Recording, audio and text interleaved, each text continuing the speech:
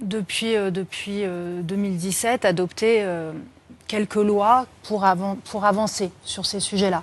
On a repoussé le délai de prescription pour permettre le dépôt de plainte après la majorité beaucoup plus longtemps.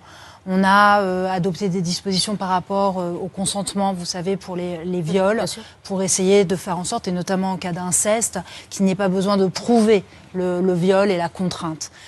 Jusqu'à l'âge de 15 ans. Voilà. On a, pour l'inceste, jusqu'à 18 ans.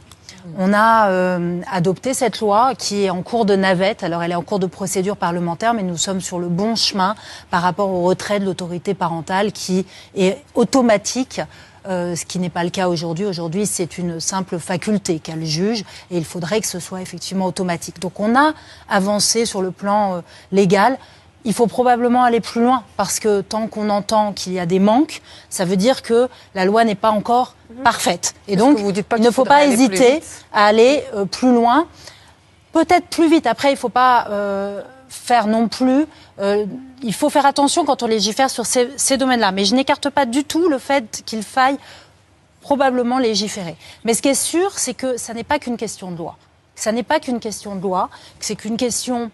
d'organisation judiciaire, mais d'organisation judiciaire. Comment on va prendre en compte la parole de l'enfant? Est-ce qu'on a suffisamment de magistrats? Est-ce qu'ils sont bien formés pour cela? Est-ce qu'on a des médecins qui, effectivement, sont aussi formés à cela? Ce qu'on a fait pour les violences intrafamiliales pour les femmes, où on a permis aux médecins de lever le secret médical quand il y a un examen d'une femme, où on a beaucoup avancé, eh bien, peut-être qu'on n'a pas fait suffisamment pour les enfants.